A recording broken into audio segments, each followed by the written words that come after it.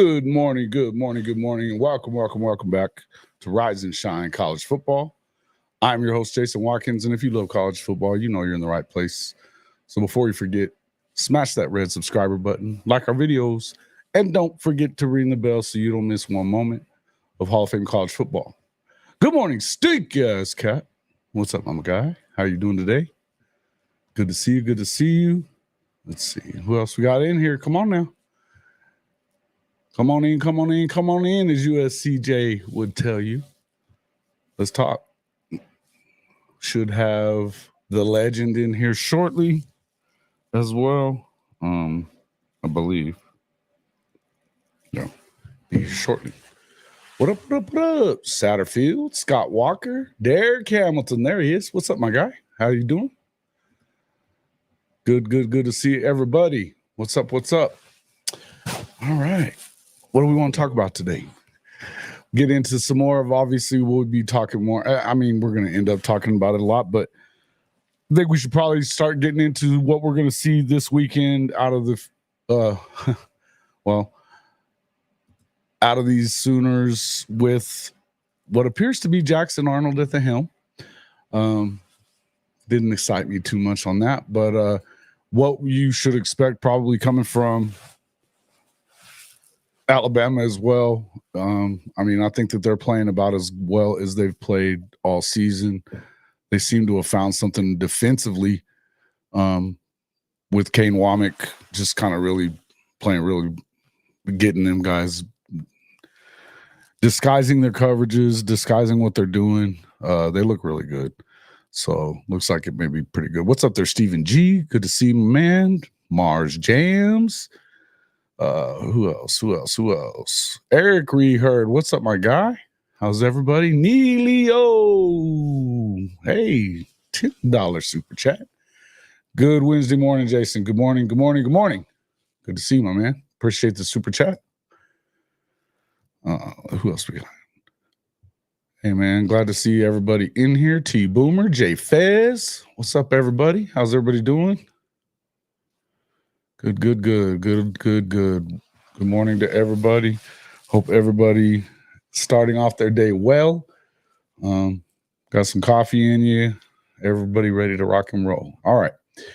So, yeah, I think obviously, as I said, you've got Alabama looking pretty well. I mean, they're right now, if they can win out, they're looking at a spot in the SEC championship game. That's huge for Kalen DeBoer in his first season to be able to come in and do that. Now, obviously, he inherited a very, very good roster. I do think that there's some things that Oklahoma can do to compete. I'm not going to sit here and tell you I think they're going to win, but I think they can. There's some things that they can do to compete. What you have to do if you're OU is put pressure on that quarterback and do not allow him to get out of the backfield and beat you with his legs. If you can do that, you're going to have an opportunity. You cannot let them beat you with. If they become, multidimensional, it might be a long ass day. The good news is that Oklahoma's defense is about as good as it is, about as good as they get in this country against the run. They've done pretty well against running quarterbacks. You hadn't seen a lot of guys get loose too much this season. So I drink turpentine to piss on brush fires. Is that right? Okay. All right. Yes, everybody hit that like button when you come in. T-Boomer, what's up, my guy? Charles Crows Fly High. Thank you for coming in. Who else we got? Good stuff. Yeah, make sure you hit that like as you walk in. Scott Walker, isn't our new OC going to have to bring in a new quarterback for us to have a chance next year? I think they're gonna get pretty busy in the portal. This is, of course, assuming that they play pretty well here in these next couple of games. I tend to wonder if you do, and I'm not gonna. I want to take these kids at their word. I don't know what's going on with Michael Fasusi. It seems a little weird to me why he would make that change. Now you heard from Brent Venables yesterday that they're their policy is their policy as far as official visits. That doesn't mean that he's not going to accept his scholarship if he comes, if he accepts it. And according to Fasusi, he's going to be back. So, and that being said, and listen, even if he did leave, I don't think it's the complete end of the world. Does it suck? Yeah. It's not something you want to see. As far as who the new OC is going to be, Venables decided not to really talk too much about that. So if it was, but I think there's still some speculation that it might be Dan Mullen. I don't think that Dan Mullen is as viable a target as you might think. I think he's viable for the job. He'd be great for the job. I also think that he doesn't really see himself as an OC anymore. But if what I heard was the number that they offered him to do that, that's the number that it would probably take to get Will Stein. I know nobody thinks that Will Stein would do it, but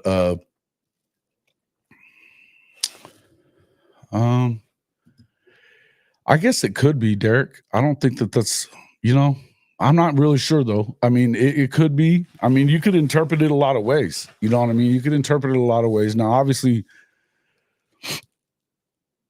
but I also think that, we heard what Venables said a couple of weeks ago, and it was basically that, hey, we're not entertaining that. He's one of the best coaches in the country, if not the best offensive line coach in the country.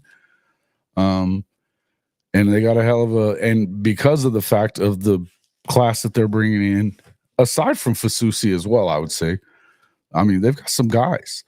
So, with Foji, obviously, and, Darius Afalava, Foji's, or not Foji, but Fasusi's teammate. Now, obviously, if Fasusi was to leave, he's probably going to, except for he is a walk-on. So I don't know.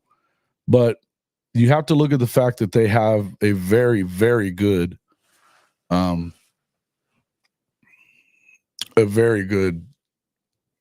what did you just say? Tipo just fired his offensive line coach. Man, I love it. It's always something. Where is the legend? He should be here anytime. Good morning, Benji. What am I, fucking chopped liver here?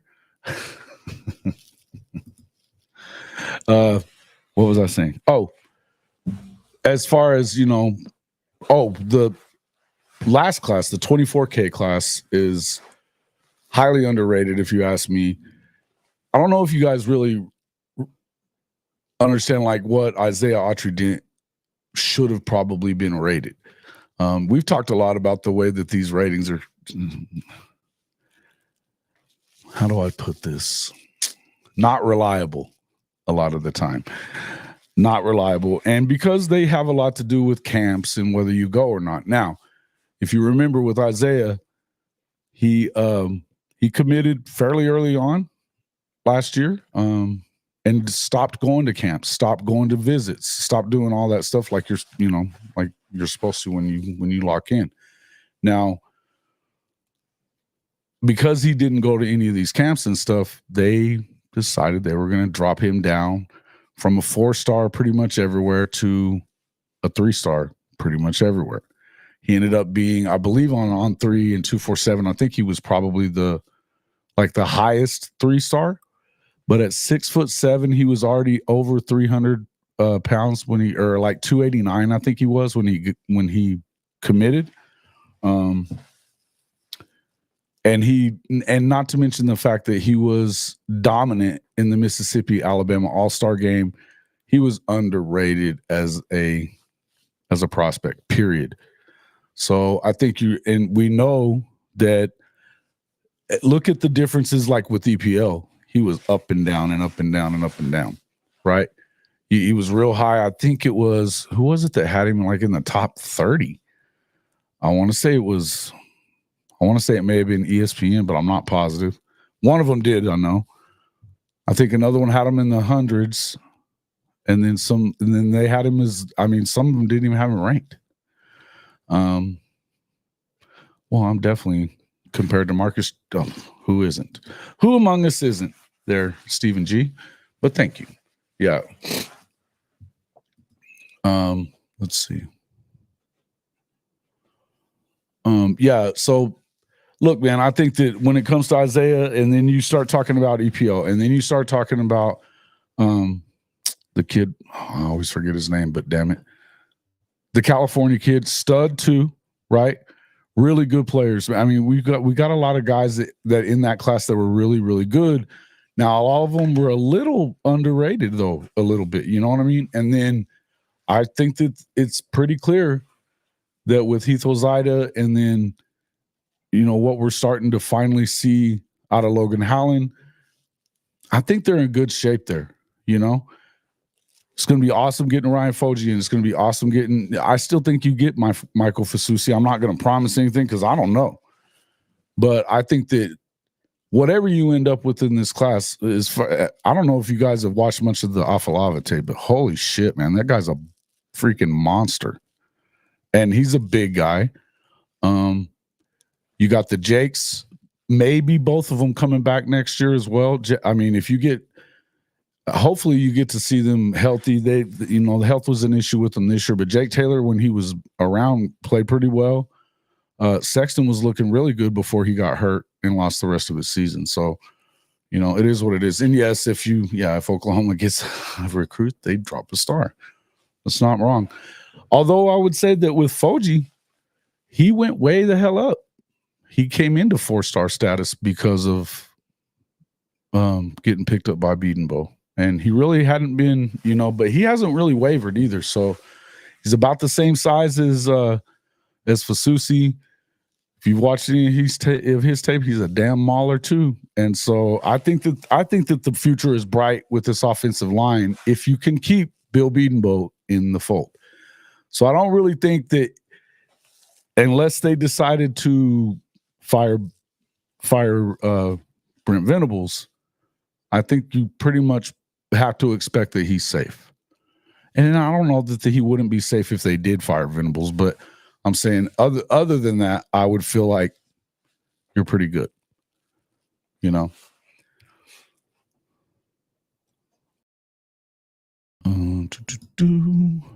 see.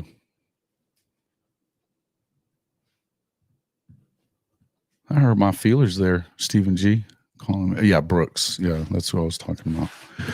Yeah, and he's a stud too, man. He's a stud too. I like him. I really like these young guys, and that's why I've been saying as often as I have. I know you guys have heard me say it, that I don't really care about seeing them.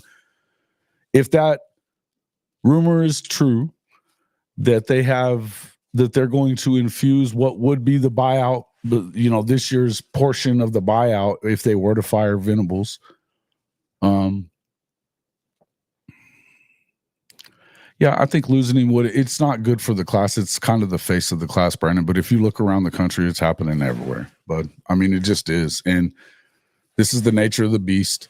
You can't, I think that then you would probably need to tamper and get really aggressive in the portal for somebody else. Maybe go after Lance Hurd and see if you can't pick him up. Who knows? But I mean, we hadn't seen much out of Lance Hurd, whether he was at LSU or Tennessee. So I don't know why you would. I mean, unless Big Bill's going to be able to round him into form. Who knows? But there's other guys out there. Seton was kind of last year. Seton was it was a money situation. If you were listening to what Chris Mason said last week, so I think that yeah, the bag. That's the whole thing, Brandon. Is it feels like what we're hearing. I don't know if you watched that show that we did last week with K. Chris and Chris Mason. Is the hold on. What are you chewing? Oh, this dog, dude. I thought he was chewing on my new sweatshirt. I was about to lose it. But what was I saying? Oh, no, the money for the NIL. So apparently we did that little game of, Monopoly money or whatever. If you had an extra 10, and then it's an extra 10 to 12 million. Now it could even be more than that and it sounds like it's something that may not just be, something that we were screwing around with. It sounds like it's could be real. So I would tell you that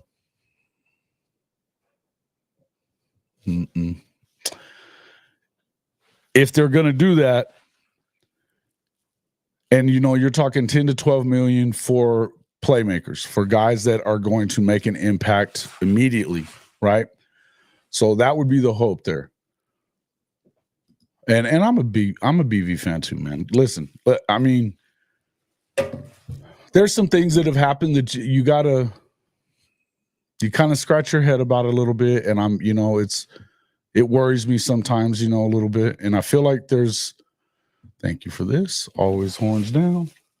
The brand has finally returned. Fuck your brand.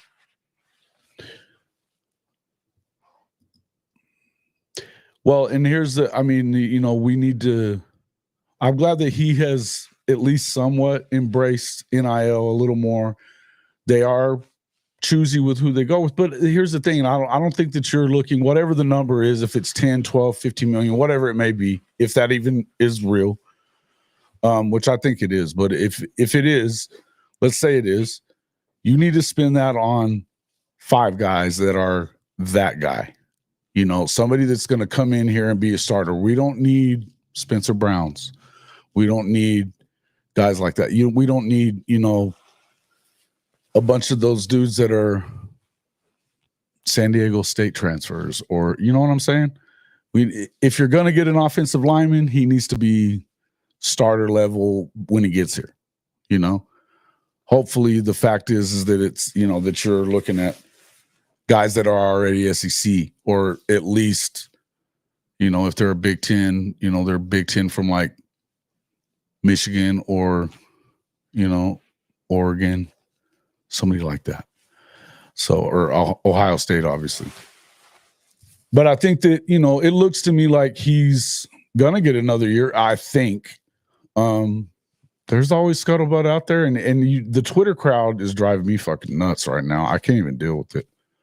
So, to me, I'm hoping that what they do is they give him time. I mean, and I hope everybody is saying some prayers for BV and Julie Venables, obviously, for her going back through this cancer stuff. They've kept that under wraps, but her having that surgery this week, that's I really, really hope, but that she is able to battle through this thing and kind of go through it. And she's a fighter, man. She's gotten through it one other time, but it's concerning when it comes back as quick as it seems like it did. So prayers out for her for sure.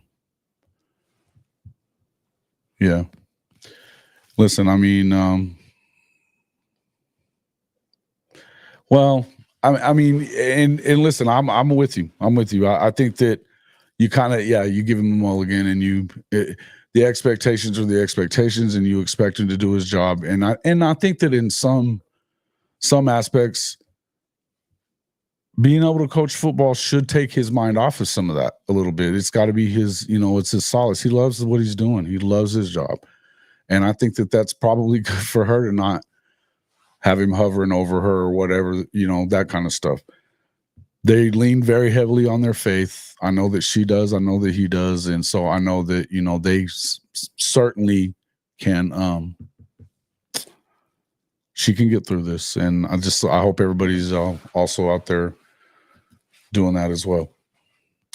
Yeah, as far as the money is concerned, I'm not worried about the money part. That, again, this infusion, and even if it's not one, I think that they already had that locked in and ready for whatever contingency. You had to expect that with now a 5-star plus Michael Fasuzi, they weren't going to stop recruiting him. So you had to be, if you're the collective, if you're, the front office, if you want to call it that now, it's wild that we're talking like that, but the front office, if you want to call it that, they're planning for these kind of things, right? So I looked at it's not going to come down to money. They're not going to allow it to come down to money. And could he be angling to get some more cash? Yeah, he could.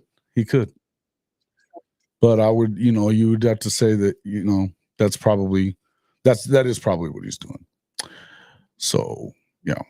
Well, let's welcome into the show from the Sooner. Well, hold on now.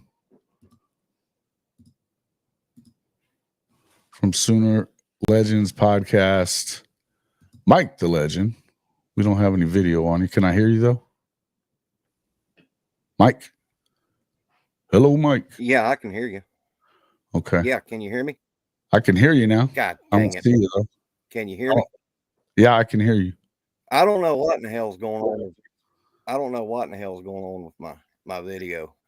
Are you on the computer? Yeah, the reason I'm coming up late is my computer updated and all this, that, and the other, and you may have to. Monday and I can kick you, and you can. It may ask you for the video permission again. Is maybe what it is. Okay. Yeah, I'm try that video. Yeah, you want to let me kick you, and you just come right back in. Okay. All right. Okay. The Legend will be right back.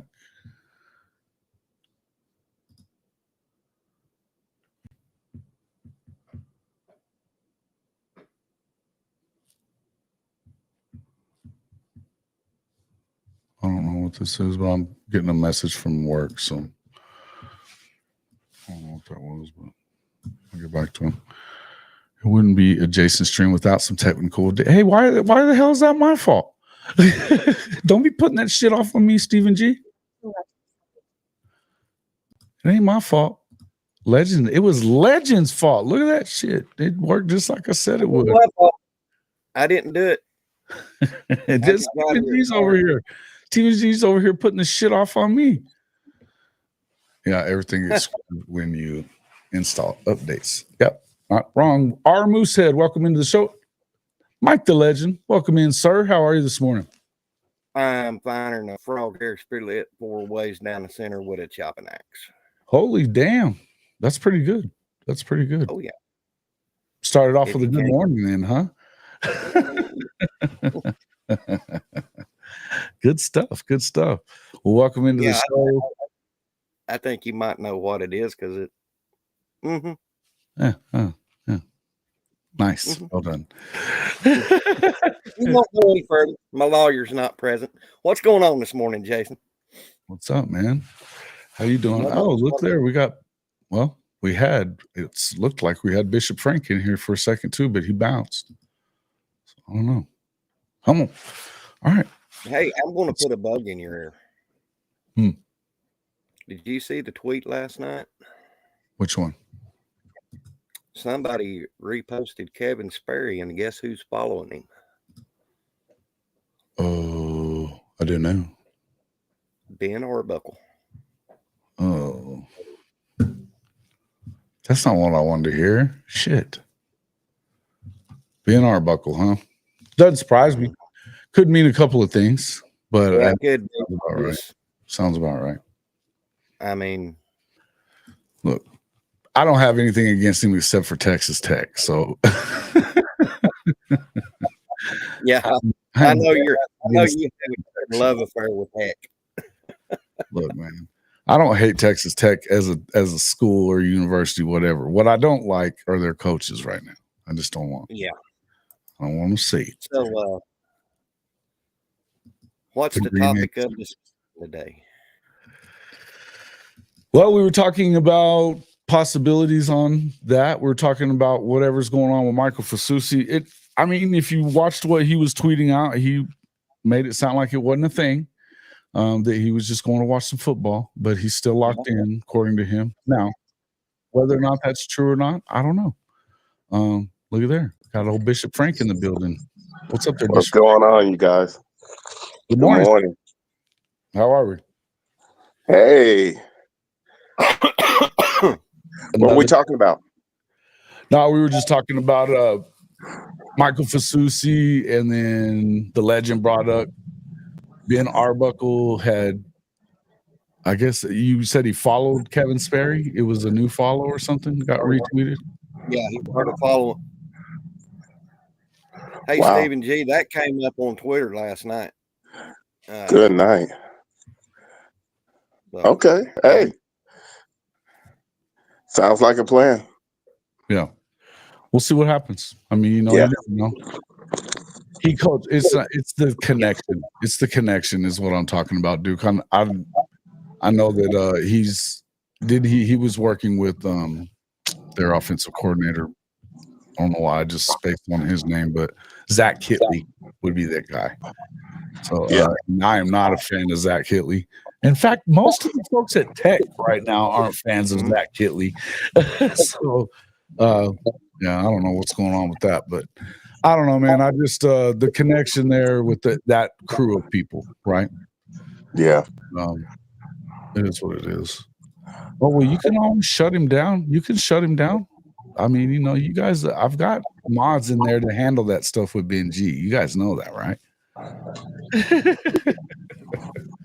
So, yeah. Bishop, where's that cool hat? They want to know. If you want one of those cool hats, ladies and gentlemen, one of those cool hats, the horns down hat. But anyway, Hey, I know where you can get it. I do. The Hall of Fame podcast. Handle your business. It'd be great. Hey, the holidays around the corner. Stocking stuffers. That's right. That's right. But yeah, no doubt. Is in there. Good. But hey, they must have liked the hat. I don't think Santa. What did you say there, legend?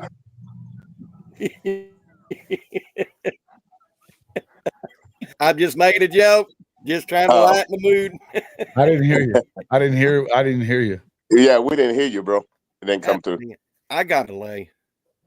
Are you delaying again? Damn it. Yeah. He was going good a second ago. But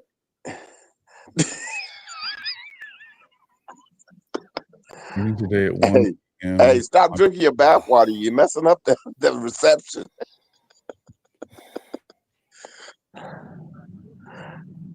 You there, Mike? Yeah, he's there. Well, he's frozen now. Damn it. Yeah, it's strobing a little bit. Are you okay? Well, thanks there, Stephen G. Let's see. Stephen G, good morning. Flip.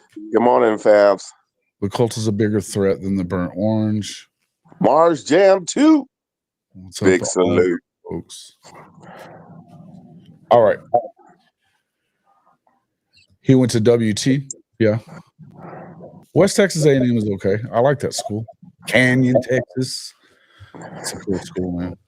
Mellow. Sir. Yeah, that's the spot, man. I like it over there. Let's see. Benji. All right, well, let's chat it up. What's good? What's shaking? What's in the? That's kind of where we're at right now. We're looking at just kind of what the possibilities are, what you're looking at. I know, obviously, Brent Venables yesterday was saying he wasn't really going to get too much into the OC search. Right. He made it clear that he had contacted Mullen last year for the position that ended up going to Seth and them. So obviously he didn't get, and it doesn't sound like there was much opportunity to make that happen last season. But I would say that I have heard a lot about Arbuckle. I've heard that's pretty much who you're hearing lately. Now, okay, I would remind people that it's not always who you're hearing about. Mm-hmm. Go ahead, Bishop Frank. You got something? No, I was just gonna say. So, what type of scheme does he like to run? I'm not really up on Arbuckle. Who has he coached for before? He's the offensive coordinator right now at Washington State. So he did work with Cam. Yeah. He worked with Cam a little bit last year. It's definitely an air raid guy. Yeah, I'm just gonna say, but he loves to run the ball. He loves to use the entire field, which I like. Sure. No, I don't hate the offense. And I think it's less RPO, more more Yeah. spread and go and that kind of stuff. Yeah. I think you could do some different things with it, obviously. Well, if nothing else, I have, and now that you brought me up to speed, and it's Washington State, I did watch his games last year, and he knew how to uh, do a call sheet, and if somebody stymied him 1 or 2 series, he knew how to get back on script. So I'm pleased with that, if that's their choice. Look, I mean, I've been saying that I don't like the Texas Tech connection because of it, and it's a Zach Kitley connection, I would say. So it's not necessarily he went to, as you know, our boy told us in here, Duke Silversooner told us that he went to WT.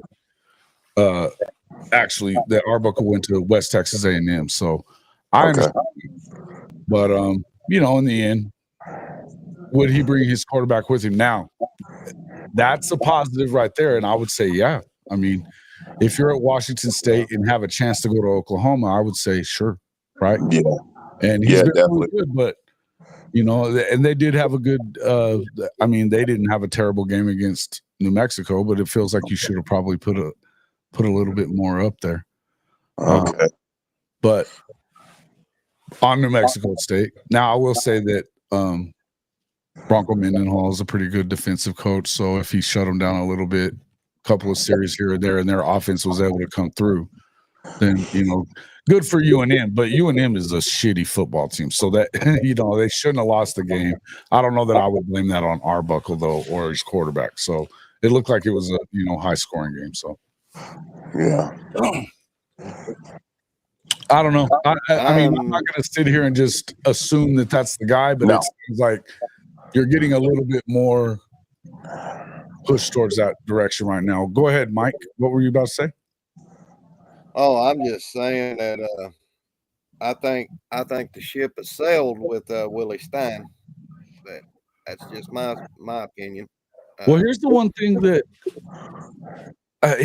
I would say about that, though, is that he was talking about the coaches. I mean, he made a reference to coaches that would need to finish up their job. He didn't want to mess up anything with the players that they had, or so like kind of insinuating that it could be playoff guys. That would say Penn State as well, right? Because obviously with and that's when you start talking Kotelnicki. So, but then that would bring Will Stein into it as well. So he wasn't he's not sounding like he's expecting coaches to leave the position if they're a playoff team. You know, he's not. I mean, he's not in a big hurry to get them here. The thing is, I feel this way, that even if you are, you're going to focus on what you got to do as a coach. But you know, you got time to prep for these things, and they're going to, once you know who they have in place, you know, it's going to settle down some of the recruiting stuff that you might be worried about, or the, you know, portal stuff as well, that they can work. Yeah, that's what I was thinking is, and I also understand they're not trying to rush this process because they know they got to absolutely get it right. That's right. So you definitely want to make sure you got the right man. Mm-hmm. So, yeah, and so the kid there, he's pretty good, man. Are we under pressure to announce before signing day? I think, I think you would want to announce. Yeah. I think that he makes the move to hire. I mean, he may have already be making that move.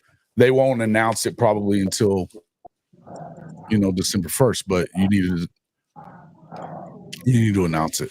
But Mateer is really good, though. Yeah. Mateer is really good. So if they do if it is Arbuckle, there's another quarterback possibility. Craddock would be the same thing. You know, Benji's saying that Craddock ain't the guy, but I don't know that I buy that one. He would apparently, though. I don't know that. It sounds like that, and it sounds like Craddock is FSU bound to me. That's what I keep hearing. But also, it also sounds like they were saying that Mensa isn't really interested in going anywhere. He wants to stay at Tulane for whatever reason.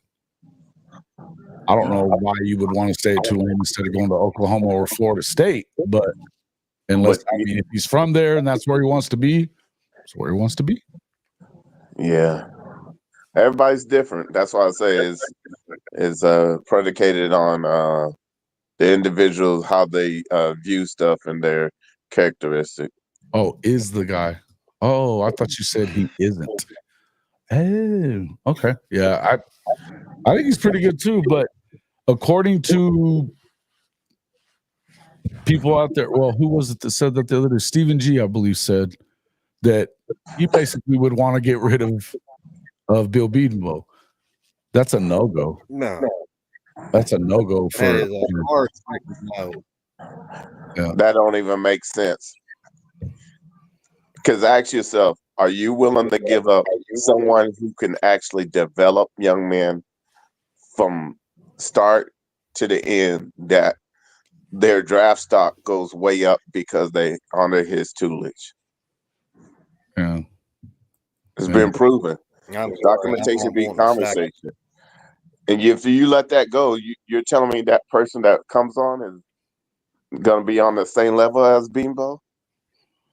It's his best buddy, apparently. The offensive line coach there is his best friend. It's a package deal for him, but it doesn't necessarily. You could bring him in as a assistant coordinator, you know what I mean, or whatever you want to call him. I don't care. I'm pretty sure he would understand that he tutelage a few years on the Bedenbaugh and maybe have a. Yeah, how the hell they could work that out in the deal? But how could that hurt you? But all I know is Bedenbaugh's coaching tree has already started because Phil Lodeholt is doing a job up at CU. Yes. So documentation beat conversation.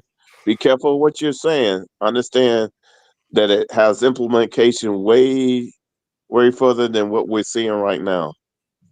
Implications on what? What do you mean as far as anybody that's connected to him? He makes sure they can go off and develop young men. So anybody under his tutelage would be a blessing to be with Bedenbaugh, because he's staunch and he's into the details. Well, yeah, I don't know, man. We'll see kind of what happens. I don't think that's real, and I think that in order for you to get Bill Bedenbaugh probably isn't going anywhere unless they fire Brent Venables. That's my theory. That's what I was thinking. Yeah. And I don't think that they're firing Brent at the moment. I don't believe that they're firing Brent Venables. Me either. Yeah. Yeah. No, I after, like I said, once the Board of Regents and the president came out and spoke, they're basically saying he gets one more year to right the ship.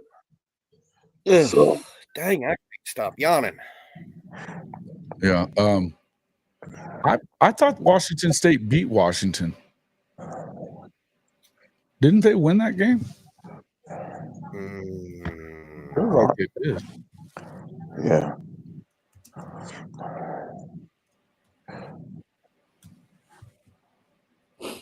But I will say this is that if it is the First Gentleman Arbuckle 60-40 pass to run ratio, that's doable because that's what we're used to. Well, but I mean, you can always. I mean, you can't be married to that. I think that you need to throw the ball. I think you need to be flipping that, or at least getting closer to 50-50. Oh, I agree, but I understand at least he got a plan.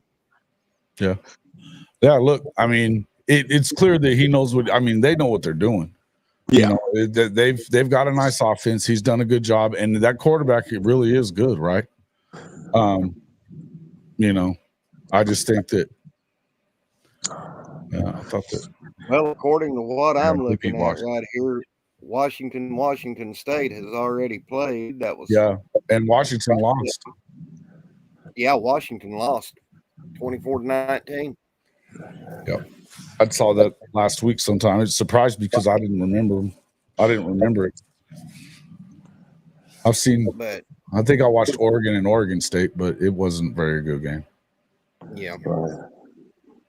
But Anyway, yeah, well, we all give you some flack in regards to UW and Texas, but it was more of a what would we call it?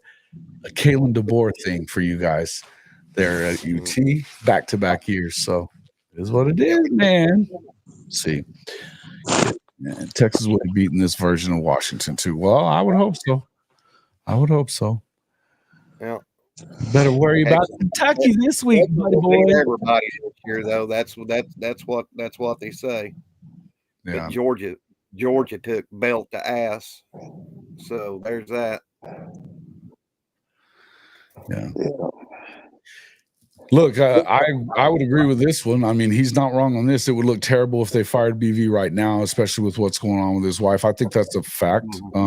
Yeah, I did. And that doesn't mean they won't do it. But what I do think you have to do is you have to you got to go out there and play good football the next two games. You got to play good football. You got to look like you know what's going on. I gotta tell you, there's some of the things that concerns you, or some of these. You have the whole deal with DeMarco and X-Rob. We're talking about playing 2 damn plays in 2 games at the very end of games that they weren't in. It was over. You're down big at the South Carolina game, and he plays the last two plays, doesn't get a touch. Same thing with apparently the Ole Miss game. Last 2 plays of the game, doesn't get a touch. That is a fireable offense right there. Yeah. Certainly of DeMarco Murray, but I mean, look, this is still your stuff. This is still your football team if you're Brent Venables. Now, can you understand how his head could have maybe not been in it all the way? Absolutely. That doesn't mean that everybody understands it, because they don't. Right. But I would say that it's a bad look on Oklahoma if you fire him during this stuff, and especially with you don't have to necessarily. You know what I mean? I think they're gonna kind of make him. I think they're gonna kind of make him. They're gonna see what they can get out of this, what they end up getting out of this offensive coordinator hire. What kind of But the thing about it is, and if we take a deeper dive, is that our recruiting has picked up since BB has been here. We're getting quality over quantity, and on top of that, we're getting freshmen that can actually start and actually add something right away. The floor is higher on these guys. Yeah, floor is higher. Mm-hmm. So, if the floor is higher, then you already know that he's on the right track. We just need another one of him on the offensive side that can make sure that everything grows on that side. Right. No, I agree. I agree with that. I think that in the end, if you're offensively, you just got to be a little better. I think they're going to be better defensively. I think that if you were we were talking about, as you were coming in, I was saying, talking about that possibility of having that cash infusion, because if they're not going to let him go. So they're talking about, okay, well, the game we played with the extra 12. So you're going to get, in that case, you're going to get 5, maybe 6 guys that you expect to come in and be an immediate impact player. And I don't think that that's too much to think that would possibly happen too. I feel like that would happen. What is it? Who do you go get then? I mean, I would say, like I said, I would start off with quarterback. I mean, but if you're going to get this kid that's coming from Washington State, that takes care of that. Or you get Mensa, or if it was lo and behold, if it was Will Stein. Then you're hoping that he brings Dante Moore. Yeah. Dante Moore, and he's talented, man. he had some struggles as a freshman, but he was a freshman, and and now he's had this year to sit behind Dylan and work with who I believe is the best coordinator in the country right now. So, well, just think about it. They also have a quarterback coach, which is highly. The one thing I would share with our fans is having a quarterback coach speeds up the process to where your young quarterbacks can start and be more effective and efficient. Yeah, no doubt. No doubt. And yeah, I think the very first thing Benji says, the very first thing you do is make sure your core players stay and not flirt in the portal. Yeah, I think you're going to lose some guys, but I would agree that what the core players being like Nick Anderson, hoping that you get Nick Anderson back good and healthy. I think that if Jaden Gibson is able to come back right away, he'll be back. He was really starting to kind of become what we were expecting him to be, from the time he got here. And another big target guy. If you can get guys like, I don't know what's going on with Andrew Anthony. I don't know that. I don't know, but yes, I love this one. They must be ruthless in the portal. They absolutely must be. Yeah. They need to be dogmatic more than ruthless. They need to be dogmatic and calculated. Mm-hmm. And make sure they go after it. I mean, yeah, but I think that if you need to prioritize immediate playmaker more than you prioritize, I get the culture stuff. I understand that it's important, but right now, the culture doesn't really matter at this point. Right now, you're looking at having a 5-7 season. If you it does, but it's not high on the priority list. I mean, it's got to always stay high on the priority list, but it's not the highest thing. That's what I was saying. Yeah. But yeah, man, that's my thing. I would just say I want to see them continue doing what he's doing. I do. Yeah. And listen, the way that he's done things, and people are worried about it and saying, you got to fire him if Fasusi falls through. I don't agree, because the guy has recruited on a level. I mean, this staff has recruited on a level that we haven't seen in a very long time. Even if they lose Fasusi, yes, does it suck? Yes, it does. Is he the face of your class? I guess, yeah, he is. But that just means you need to go out there and get it and maybe be a little more ruthless in the portal and go, maybe tamper a little bit with old Jordan Seaton. Somebody like that, you know what I mean? Go get somebody who is already a starter that should make an impact. In the end, I've been saying that I really like the 24K class. I like the 23 class. I think that they're ready to kind of do their thing. I do. So, I mean, I think they're going to, whatever, man. I don't give a shit what people, you know what? Here's the thing about can't recruit a 5-star stuff. A lot of that has to do with they screw it up. The rankings aren't always right. And they're just about to, you nailed it. So, I mean, Creed Humphrey and Orlando Brown were 3 stars. Tyler Guyton.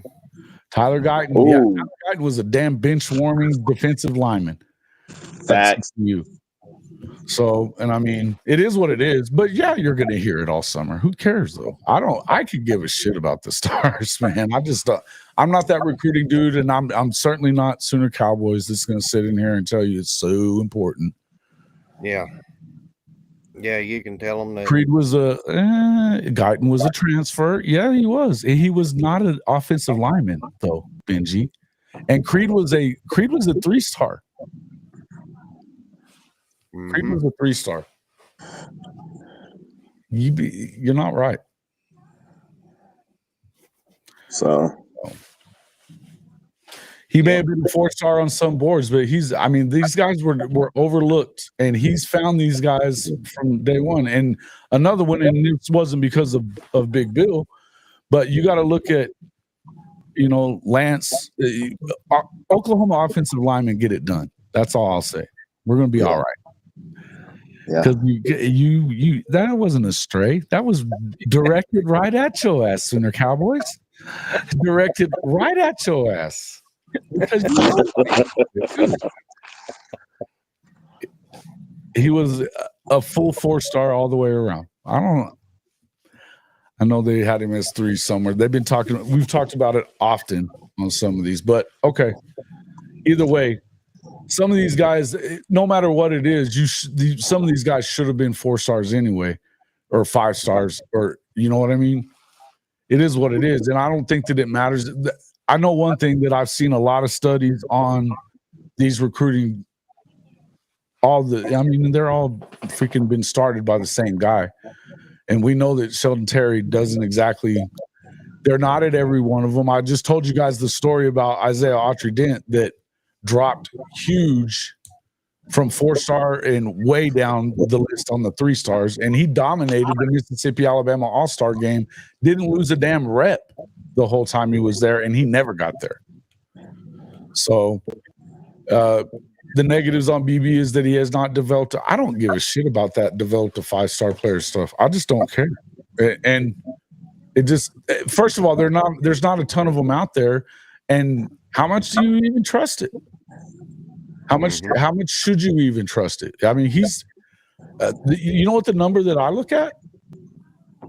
The number that I look at is that the money in the NFL right now.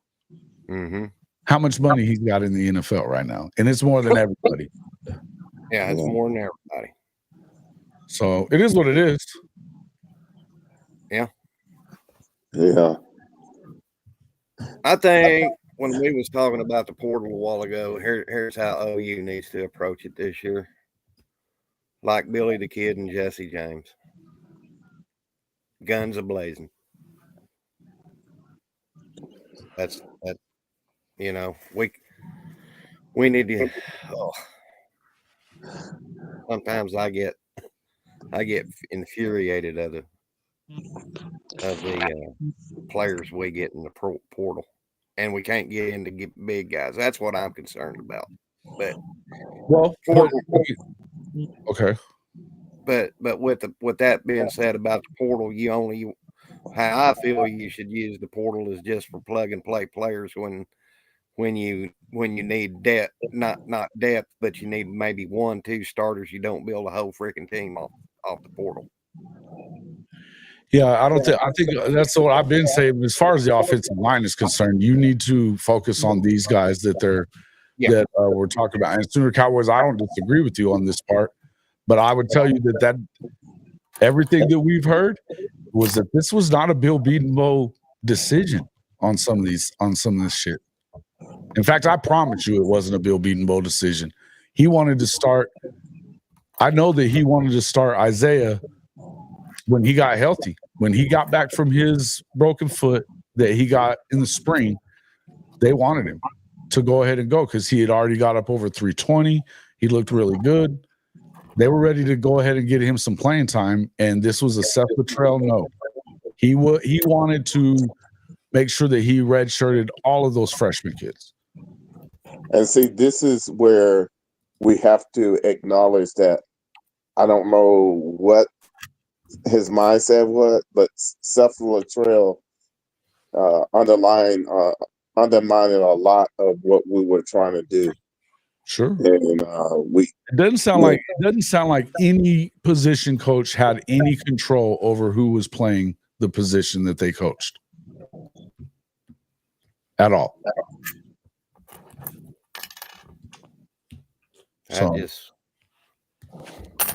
You know what? Every time I talk about Seth Luttrell, my blood boils.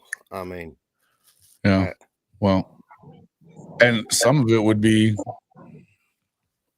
that pisses me off is what I've been hearing lately, which is that wasn't necessarily we don't have to get into all this, but apparently that wasn't all in the lap of yeah. BV. It's behind the scenes stuff. Yeah, listen. I mean, there's lots of that goes around. Yeah, it was a terrible hire, but that's what I'm saying, Jimmy. Is that it's easy to say that this is and look, I'm not just giving BV a free pass on everything. No. I'm not. Mhm. What I would tell you is I think there's some other forces at work that is why Latrell became that hire. It wasn't just Venables. And Venables falls on the sword for everything all the time because that's what he does. He's going to the be head coach. accountable for everything. He's going to be unlike Mike Gundy, unlike Lincoln Riley. This dude is accountable. Now, Facts. so you're never going to hear this coming from him, but what we hear from a lot of folks around there is that it wasn't all on him. And I think that Joe C needs to, it'd be good if Joe C would take some responsibility for some of this shit every once in a while. Yeah. Definitely. Here's an idea. For Saturday when we play Alabama. Turn it loose. Turn it loose. Yeah. Gamble. Yeah, it'd be, You got JFA as the quarterback. You'll either be a hero or a zero, but turn it loose. You got JFA as the quarterback. Starting. And I hate that. And now that X Rob is burning his red shirt for the betterment of the team, if he don't get 15 plus touches, DeMarco needs to be run out of town yesterday. Mm-hmm. Chelsea just cares about his hats. It sounds like it, man. That I'm not telling you that that's a guarantee, but I'm telling you that it's out there. That not There's just a lot hiring, and not even just the hire, but the timing of the firing too. So, although here's what the only thing that I would say about that is that it is in Venable's contract that he has the ability to choose his coaching staff and all that other stuff. So if he didn't tell Joe C to back the fuck up, then that still kind of falls back on BV. But look, man, I this season does still matter. Absolutely, I agree with you. 5 and 7 is not great because you don't get those 15 extra practices, and I agree with you. As far as this right here, yes, Benji, you're not. I said this yesterday on the show last night. I'll say it again. That was an absolutely fireable offense, and it's a fireable offense really for your head coach as well. But it's damn sure a fireable offense for your running back coach. There ain't no fucking way that should have happened. I wish he would have went to Ohio State last year when he Yeah, got off. we like kind of y'all got a spicy fire today. Goodness. That's how it is, man. Yeah. And I'm like Jason. I don't like discussing firing coaches, but when Ray Charles and Stevie Wonder, Ronnie Millsap, and Jose Feliciano can see that our running back coach is hot garbage. To me, it feels like he's just like, how do you miss that one? It's almost like it's not no excuses. My concern is that he didn't miss it. It wasn't. No, he didn't. It was intentional. And here's the thing: that's one you don't get to. You can't put that one off on Seth Luttrell. In fact, that's got to go on Joe, John, and him. Yep. DeMarco has mismanaged the running back room for 2 years in a row. At least. Absolutely. Yeah.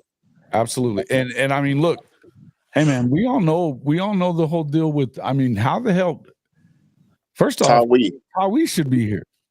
Yeah. And Tawi has having himself a year.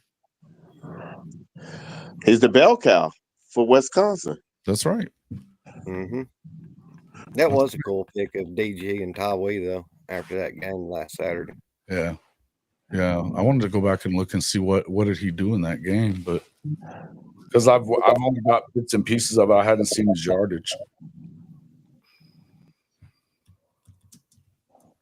We got to get good. him on the show. They got the yawns today for some reason. Dang. So yeah, he's up. He's got 10 touchdowns now, 773 yards. He missed a little bit of time early on in the season too, but he's had wow. It hasn't been quite as good the last couple of games, but man, he had it was like out of those 10 touchdowns, I think 6 of them came in like a 2 or 3 game period, right? Yeah. Or 7 of them. So he's a good player. Yeah, DeMarco, look, and there's no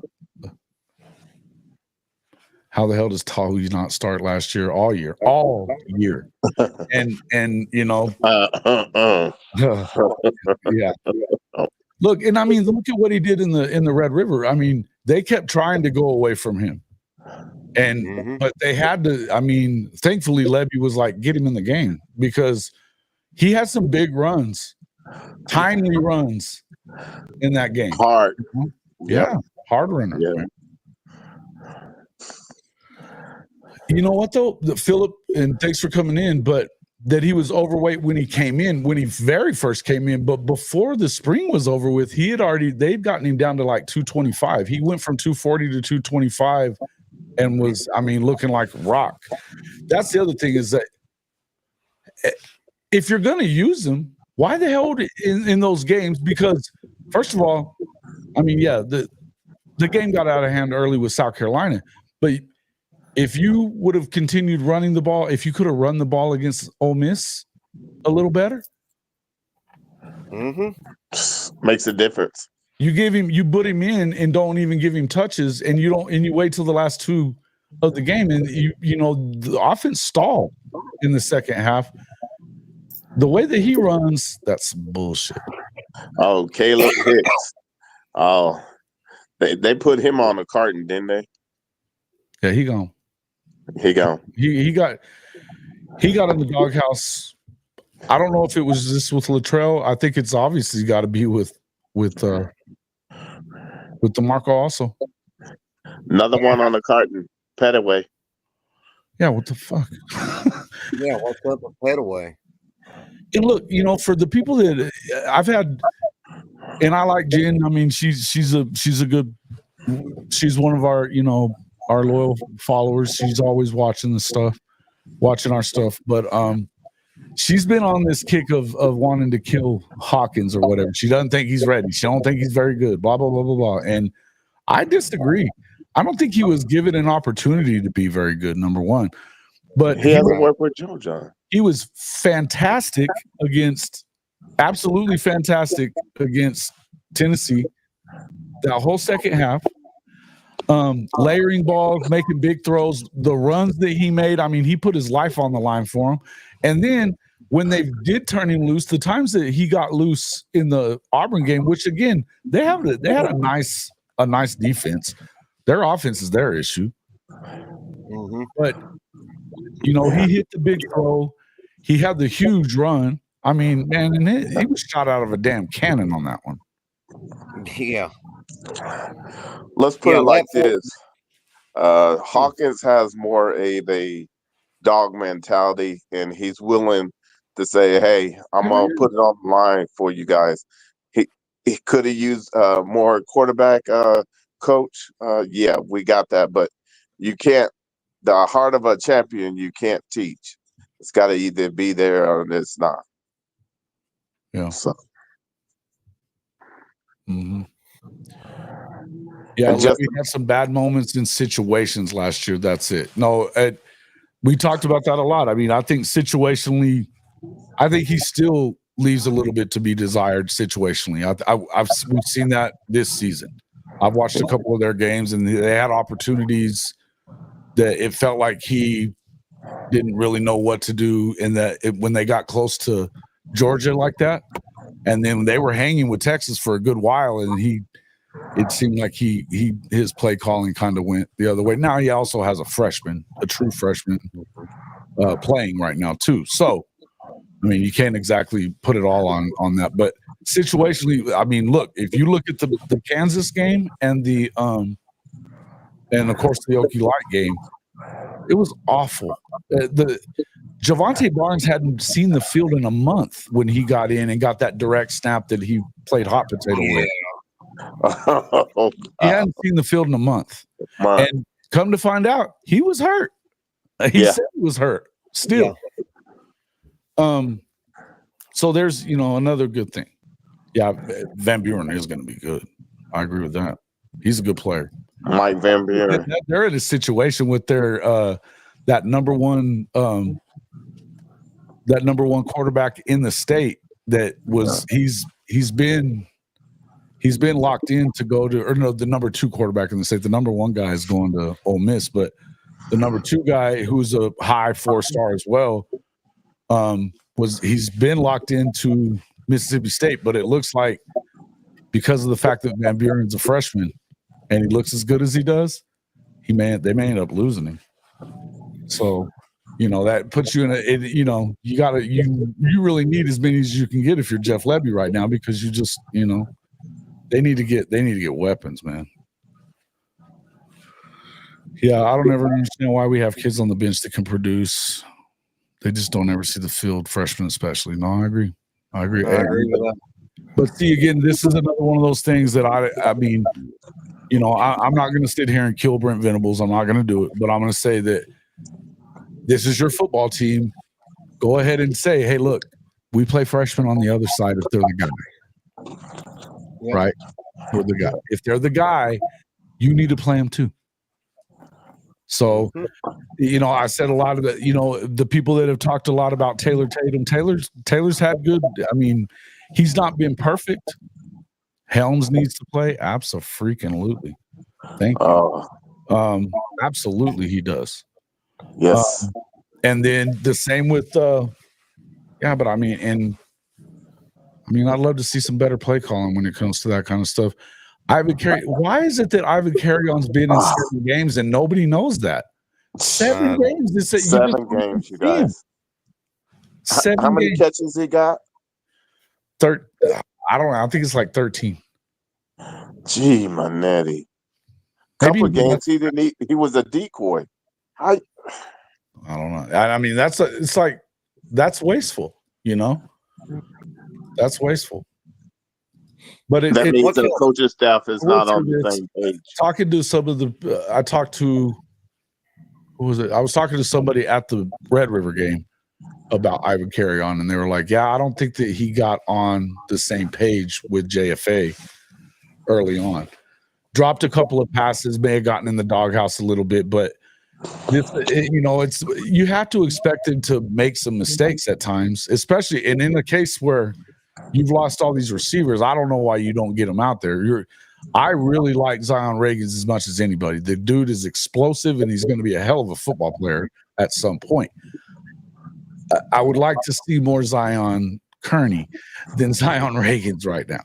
Yeah, the 6'4" guy. I'd rather see that guy more. And he's got all kinds of wiggle and speed too, man.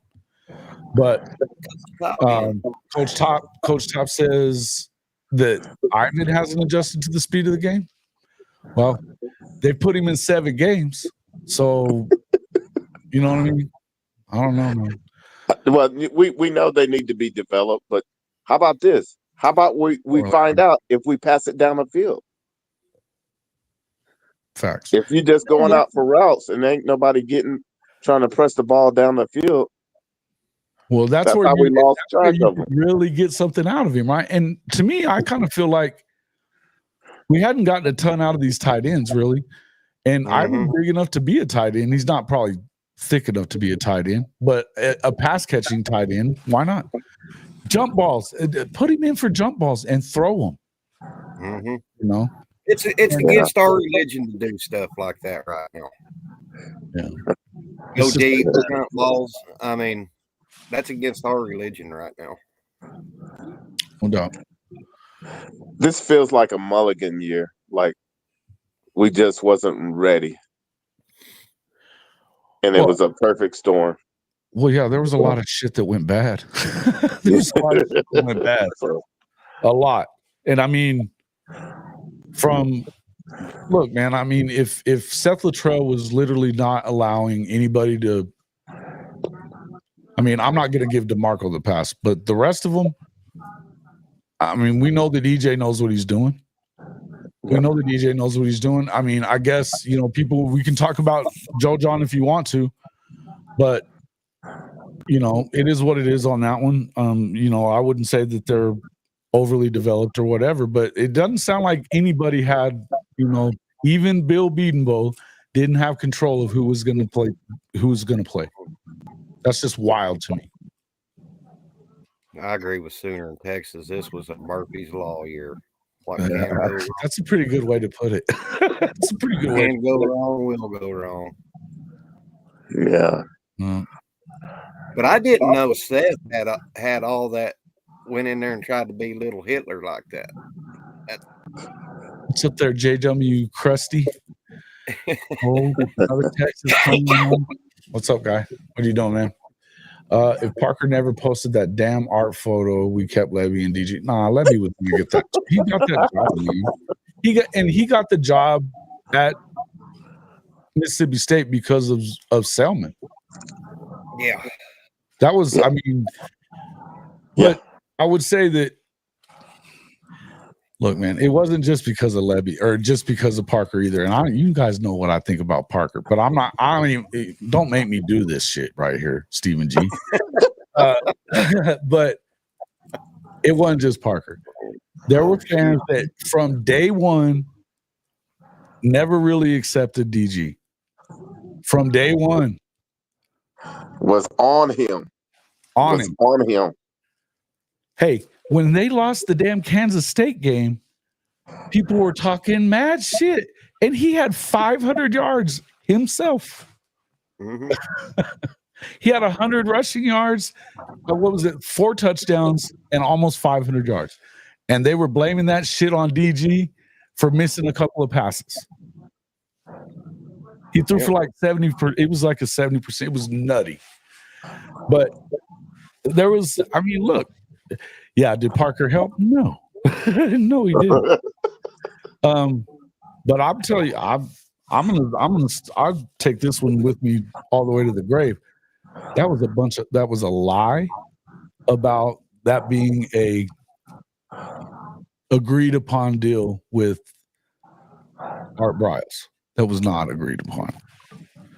If that was agreed upon, you would have heard Brent Venables say that shit in the press conference that night. You would have never heard Levy throwing a shit fit about it. And then all of a sudden he plays good boy the next day. No, that's not what happened, guys. So there was other things that worked there, but yeah, man. I mean, they treated Levy like shit too. You realize Levy didn't even say goodbye to anybody. No. I mean, DG kind of went, threw the finger up because he gave love to his teammates. He gave love to everybody else, and he was like, "Fans, you kept me accountable. Thank you." Yeah, you know what I mean. It was like, so. And now he's at Oregon, and they're number 1. Mm-hmm. Yeah, and I mean, it's not just because of Dylan Gabriel. He's a. No, I never said it's just because of the one but thing. He's on the right team.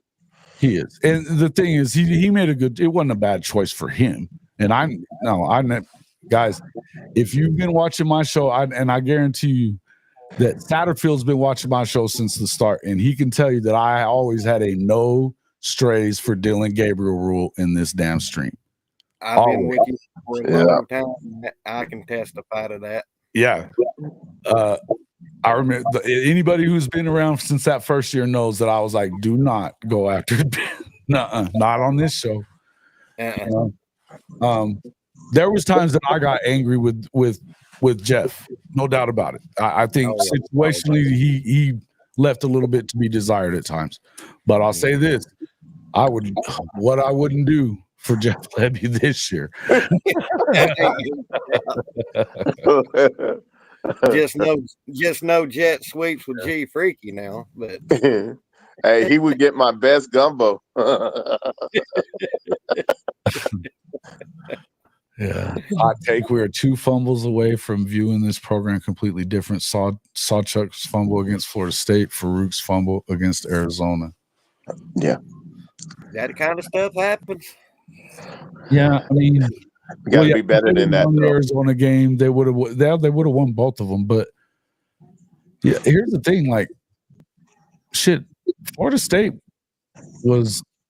they were a top 10 team. And yeah, we Oklahoma wasn't even supposed to score any points in that game.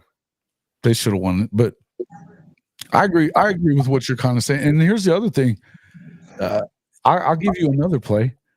The missed field goal at Texas Tech. I watched that shit over and over on television. It didn't look like it was outside that right bar to me. It didn't look like it to me. And they didn't have a damn camera on it. So they didn't have a camera up the pole. So we'll never know. But, in view of the fact that Oklahoma and Texas had a combined three holding penalties against an opponent in the Big 12 that year. Oh, my goodness. That's documentation beat conversation. Hey, man. Yeah, shit. And then, look, I will first preface this by saying the game shouldn't have been close enough for that bullshit in the Bedlam game. We should have been blowing them out, but you still did tackle. They still did tackle Drake in the end zone. Yep. Hello, Timothy Green. Our good friend Timothy Green's in the chat. Green, my guy, man. Good to see you. That's 2 days in a row. Good to see you, man. Yeah, that missed first down they had at yes. Hey, man. Battery chucking tortilla tossers. Damn.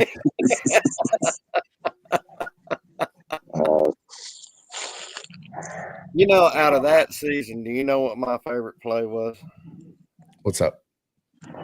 Was when C.J. Colden kicked that ball up to him and intercepted it. Now what? Against Kansas. That was pretty badass. What did that remind you of? Oh, you got to go back. You got to go back for that one. Yeah. You got to go back to 2000. Oh, yeah. That was Andre Woolfolk at Nebraska. Mm-hmm. I remember that game. Man. Yeah. I was at the game. I was right above there when that happened. That's pretty badass. Oh, yeah. That game too. Hey, matter of fact, I've got the game of the century thing on the wall here. The towel. Hey. That game. Yes, sir. I was one of the crazy yahoos. I was one of the crazy yahoos that stormed the field. We called it Storming Normandy. What's Coach Top? What are y'all talking about here, Coach Top? What's up, Coach Top? Welcome into the show, man. Do you think we'll be calling out committed kids taking visits? Do I think he should be calling them out? I don't really. They asked him questions about it. Do you think he did call them out? Are you saying that he called them out, or do you? He said yesterday that if you take visits to other schools, you're not committed. He said you're not committed. I don't know that. I mean, I guess you could, if you want to call it, calling them out. Okay, I don't know. Do I have a problem with it? Not really. Yeah. Yeah, but he also said he's not going to write them off. He just, he's not going to write them off. I mean, I forgot that part. Sorry, Bishop. Yeah. Oh, no. I just want people to understand. Right. He's just letting them, hey, if you're in the business world, hey, you pursuing other stuff until it's inked. Yeah, hey, you're gonna see what's out there, but we're not closing the door on you. So I thank God every day that we didn't have OU Twitter back during the Switzer era. Thank God we didn't have the internet. Oh, we did. The internet. We got to be better about that. If we'd have had OU Twitter and the internet back then, if you think if that place is crazy, it would have been really crazy with Switzer.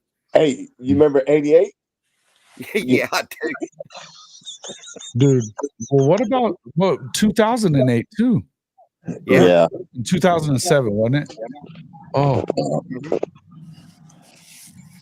and then they went 8-5 in what 11 or 12. Also, Something like that. Yeah, something like that. that was brutal. Those are some brutal seasons, man. I was covering. I remember. I think it was 12, and I was in Norman for a game, covering the game, and was like, I mean, they were on their asses, and back then it was the internet worked, and they had message board. The message boards were already there, but Twitter wasn't really. I guess Twitter was around, but Spaces. not as many people were on it. MySpaces. Probably MySpace. MySpace. Yeah, MySpace. Been watching and looking up Brennan Marion. I would love him to be our OC. I love the logo. I think he's looking for a head coaching job. I think he's looking for one. I don't know. I think that situation with the UNLV quarterback that left is directly at least they're pointing it directly at him. I'm not saying it's his fault necessarily, but it sounds like he's in the crosshairs on that. So I wouldn't expect him to become a head coach right now. I really don't. Although they just put the next guy in and kept winning. So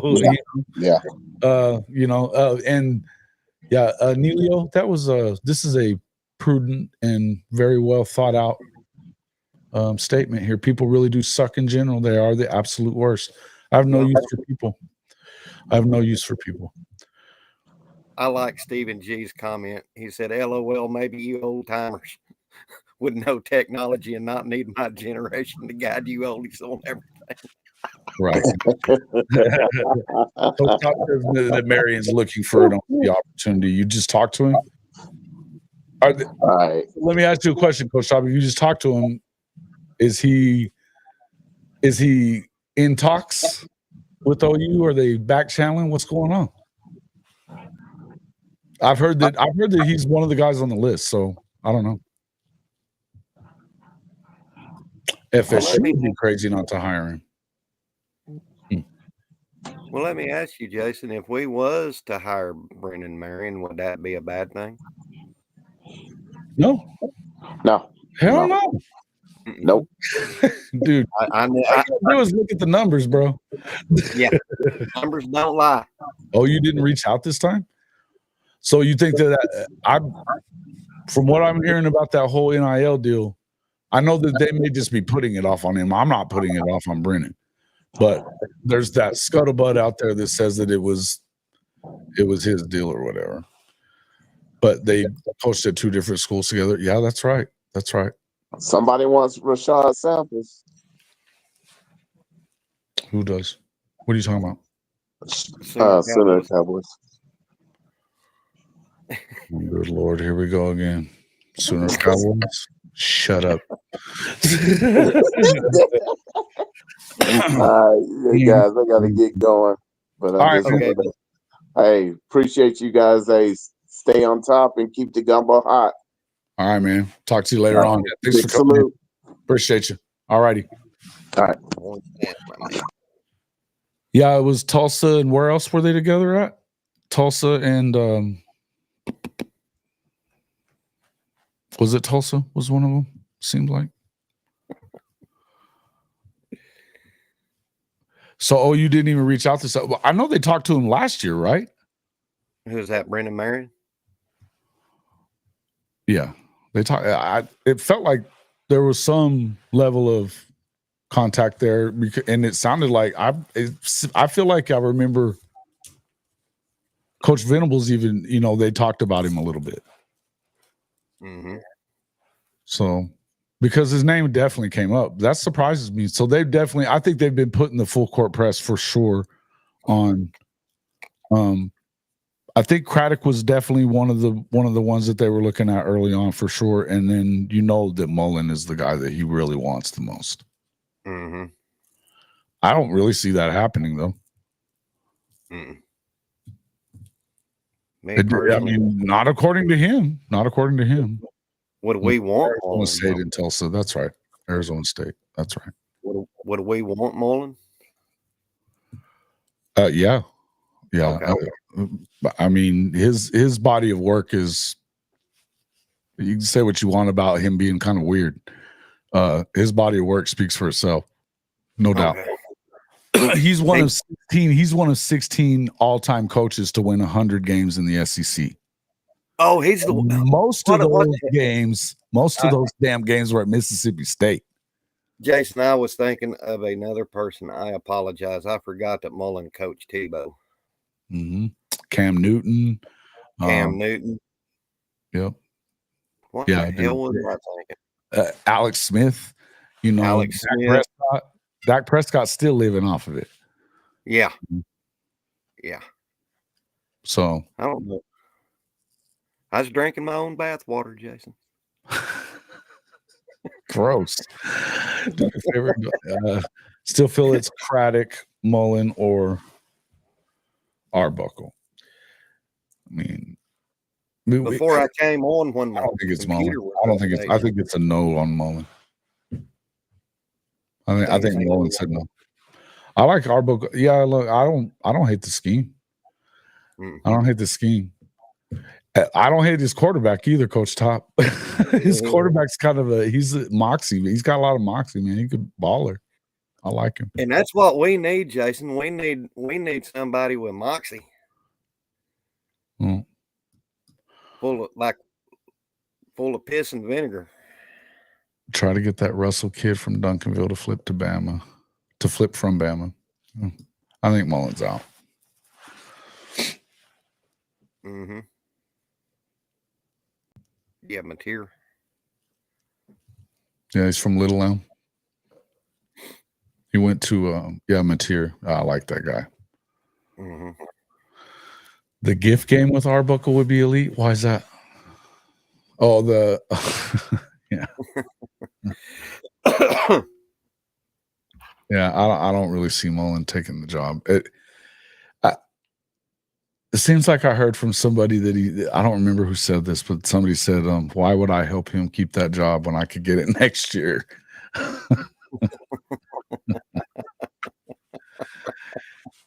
And listen, here's what I'll say about that. That's fucked up, number one. But this is the kind of attitude you need to adopt in the SEC. Yeah. Yeah. Get dirty. Yeah, we can't be nice. Get dirty. Let's get in the mud. You got to get in the mud with them, man. Got to get in the mud with them. You play marbles. When you bring your shooter, you bring a stainless steel one. Yeah. I mean, play to win. Yeah. Everything. It's just as much on the recruiting trail as anything else, man. Yep. Somebody I saw somebody said last night that, to hell with the, maybe in Sooner and Cowboys. I don't even know. But somebody said something about, what the hell was it?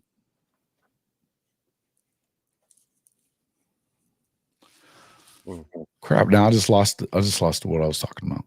Anyway, yeah. To me, compliance. Yeah, the compliance department. Fuck the compliance department, man. Get rid of their asses. You know what I mean? Fuck them. Yeah, need some young energy to complement Zach Alley. I don't hate Arbuckle. I was kind of with you when you were talking about it. But it's just that I don't love Kitley though, and I don't think that they love Kitley at Tech right now. In fact, I know they don't love Kitley at Tech right now. Who's that Jack Wagoner talking about on Sooner Insider online? They're talking about Baylor's offensive coordinator. I've been hearing a lot of that too. Damn, what's his name? Just a minute, and I'll tell you. It's right here. I got it too, right here too. Well, I did have it up.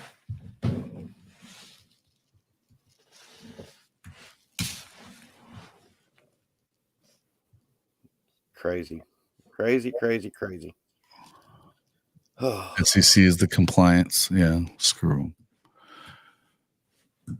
Somebody said the other day that he said, hell, at Alabama and Georgia, they got lawyers to, get your ass out of trouble, not keep you from getting in it.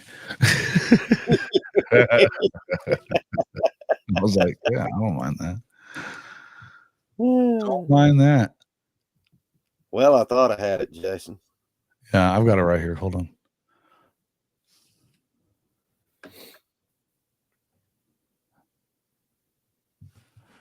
See, right there. Greg Ray just said, hey, listen, man.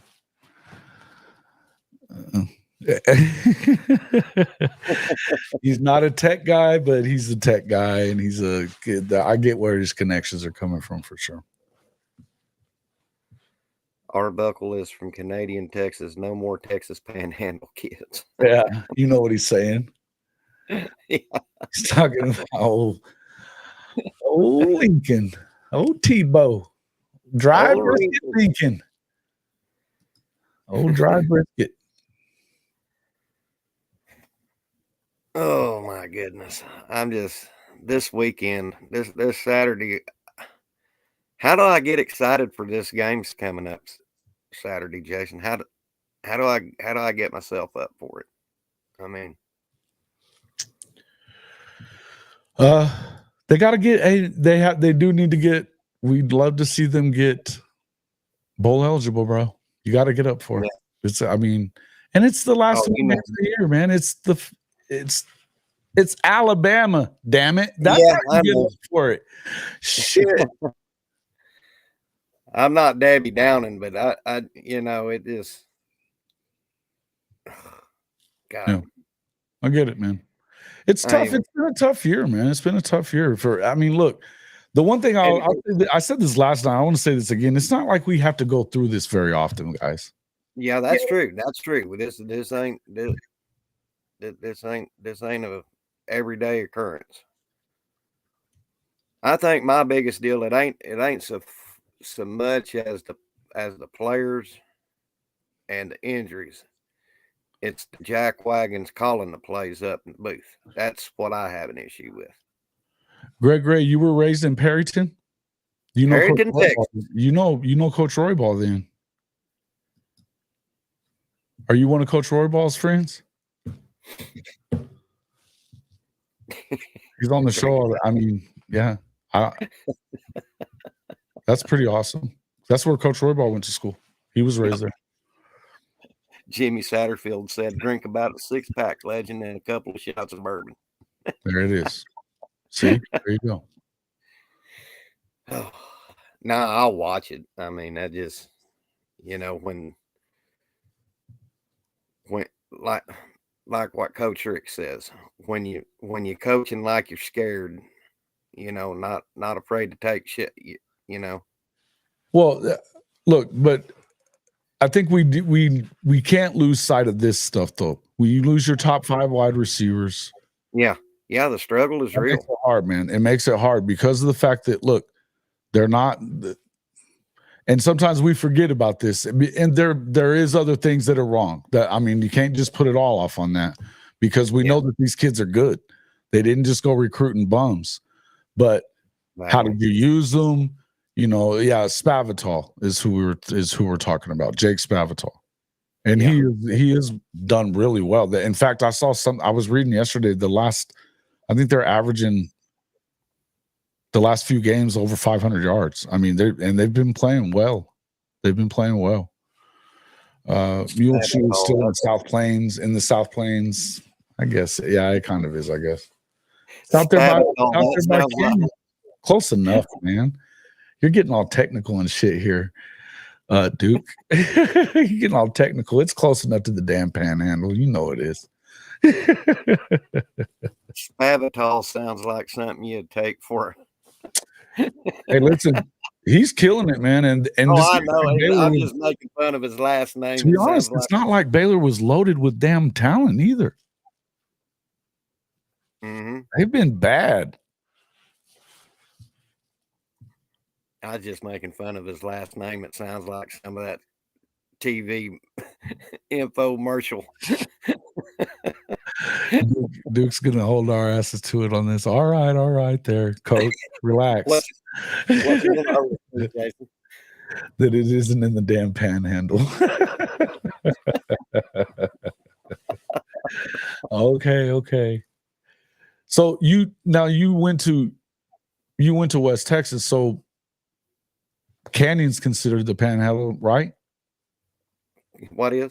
Because it's damn close to Canyon, by the way. Yeah. Denton. when you talk about the Texas Panhandle, that's a broad place now. I mean, it's not a huge panhandle, by the way. It's not very big, but yeah, I get it though. He's not wrong. He's right. I mean, like Muleshoe's like how many miles from there? You know what I mean? That's like 15, 20 miles, right? It's like right there. You know what I remember about Muleshoe, Texas is Joe's Boot Shop. Mm-hmm. Hope Papa Joe like that. They always had his kids on there. Joe's Boot Shop in Muleshoe, Texas. Derek lived in Borger, Texas for 12 years. Borger Bulldogs. I used to have to go to that nasty ass Sid Richardson carbon black plant and pick up a trailer to go to South Carolina. Mm-hmm. Well, you had Sid Richardson and O'Ryan across the street. So, but anyway. Mm-hmm. Mm-hmm. Yeah. The Borger Bulldogs. Heck yeah, dude. I know who the Borger is.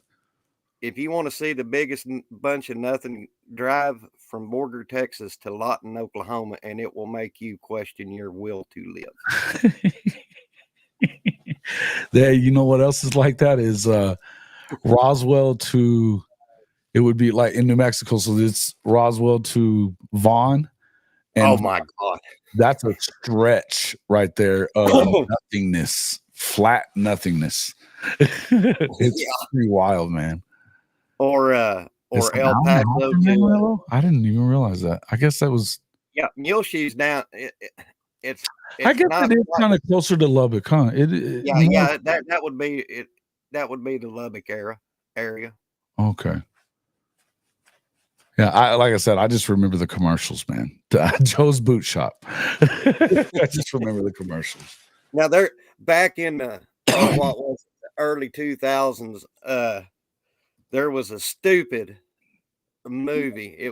It shouldn't even been a B movie. It should have been an F. But there was a show out or a movie that was called Dill Scallion, and it is so stupid. It was about a rising country music star. It's Jason. Trust me. If it ever comes on your TV, don't watch it. It's stupid. I made that mistake. Yeah, so in Texas, that is pretty much about out there. It's about 15, 20 miles outside of Roswell, headed that way. You still got a ways to go before you get to Vaughn. But that crash site is right out there. Yes, correct. That's the old UFO crash site. I tell you, another miserable drive. A whole lot of desert. Is on I-10 from El Paso to San Antonio. Shit, yeah, that's a stretch of not shit, man. For a long ways. God, that's a trek, bro. That's a trek.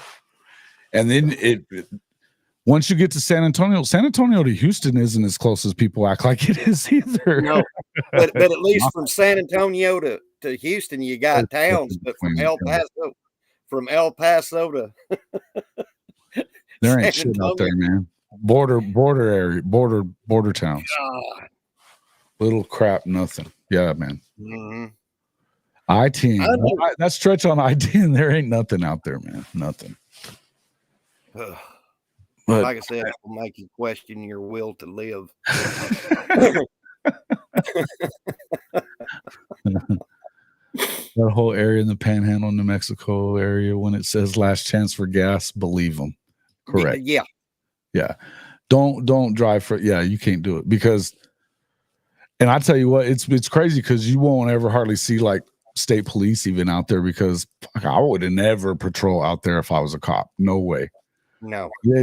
It'd take an hour for anybody to get to you if they were coming from either way, either side. You know, if somebody got after you. Canadians damn near in Oklahoma. It is, yeah. Yeah. Yeah, it is, dude. It's a trek out there, Neilio. It's a trek. I wonder if they still have that Tiger truck stop in Van Horn, Texas. They had a live tiger in a cage out there. No shit. Yeah. Oh yeah. Yeah. I never heard it's called the Tiger truck stop. And that's usually Yeah, I hate carbon black, Derek. Yeah, Trust me. I used to have to haul that crap. God. all over everything. Yeah, in Artesia, where I grew up, there's a refinery right outside of town. I mean, on the edge of town. Mhm. Smells like money out there is what they like to say. Money. Smells Smell like like money. money. Oh man. The sweet smell of success. Welcome to Artesia. Yeah, they ain't no shit, man. There's nothing out there. And like Vaughn might be the windiest place in the world. Yeah. I mean, it is windier than shit out there because there's just nothing to stop it. You got some rolling hills and stuff. I mean, it's not terrible views really, but there's just nothing out there, man. Nothing. But yeah. Yeah, and I mean that's a great place for the aliens to go floating around out there and shit. They can fly their planes. Landry is from Artesia. He is indeed. Yep. Yep.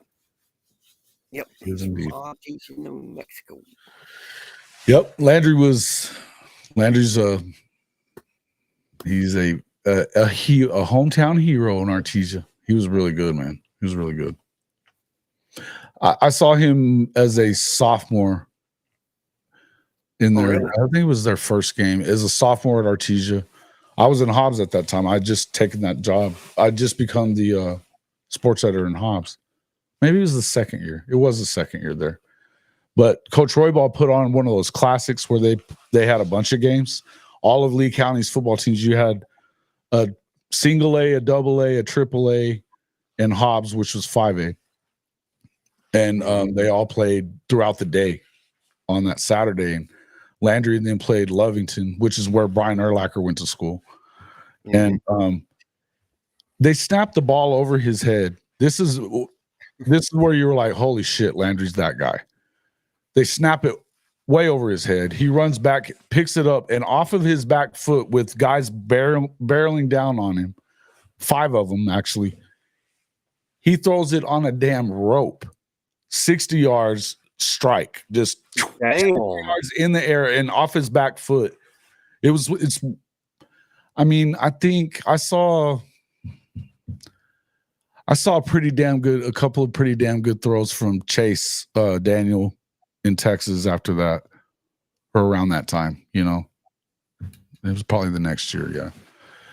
But I don't know that I've really seen a high school kid make throws like that, make a throw like that. And we're talking, he was a sophomore. He was unbelievable.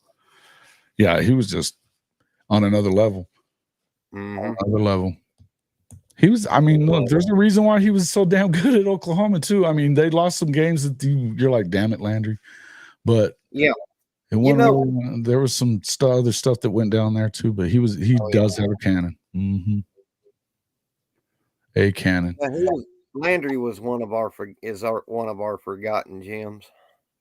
Yeah. Yeah, he catches a lot of heat for. Well, I mean, hell, I give him a lot of heat for the damn Missouri game that year. Yeah. Pissed me right off. Pissed me right off, damn it. But he catches a lot of heat for the, their losses that they had and stuff like that. But and then I think that Oklahoma fans got pissed at him whenever Sam went down in the BYU game and he didn't bring him back. You know what I mean? Yeah. BYU was good, man. Yeah. Mm-hmm. One of my best friend's daughters is married to Chase Daniels' backup while in Columbia. Met him at their wedding. Funny guy. He's a trip, man. Dude, that guy could freaking play. Mm-hmm. He could play. There's a reason why he lasted so long out there in the NFL as a backup, because he can rip it, man. Chase can play, man. He's a good player. But nobody wanted him. And hell, I think he won 2 or 3 state championships at down there in which school was he at? Carroll. He was a Dragon. Yeah, South Lake Carroll. Yep. He was I saw him make some throws, but Carroll was loaded. You want to talk about shit. South Lake Carroll was really good. And a lot of them guys were They were really good, but his accuracy, yeah, he was really good with. He's an accurate guy. Mm-hmm. Look, man, he made a hell of a career for himself, not ever really having to play. Too. I mean, he rarely got into games, but shit, everybody he never. Like Landry got cut, once he didn't get his opportunity, and it kind of sucked. It sucked for Landry that he went to play for the Steelers because hell, Ben Roethlisberger never stayed hurt. No, never stayed hurt. I remember the one time that he got in. Roethlisberger was supposed to be out for like 4 weeks. He comes in and plays the week that they play New England of all teams. They got the Patriots. And he didn't have a great game, but he didn't have a terrible game. The AB got all on his ass, but he didn't have a terrible game. But shit, they put him in a blender. You know how Belichick was. Oh yeah. But your first time playing against a Belichick defense, that's going to be tough. It's tough for every quarterback. Nobody beats him. But he got a couple. But then the next week, Roethlisberger's back. So he never really got sustained time to where he could get a real opportunity. And then once you've made it through that rookie contract, quarterbacks get too much money. That's why you're expendable, which is why it surprised me that Chase lasted as long as he did. Right. I know. So but you remember in that Big 12 championship at in San Antonio that year that Chase Daniels was welcomed by Curtis Lofton in that game. Yeah. He tried talking shit. He tried talking shit to Curtis Lofton. Wrong guy. Wrong guy. Wrong dude. Lofton lit his ass up. Yeah. You're a big Jones fan. Hey man, I'll always be a Landry fan, man. Always. Yes, McElroy did take over. Yeah, he took over for Daniel. And wasn't as good, by the way. He was good though. He was good too. But he was definitely not. He wasn't as good as Chase was. Chase was really one of the more. I think he was one of the most decorated high school quarterbacks in Texas history. Oh yeah, Chase. I give credit where credit is due. Chase was a hell of a QB, man. Oh.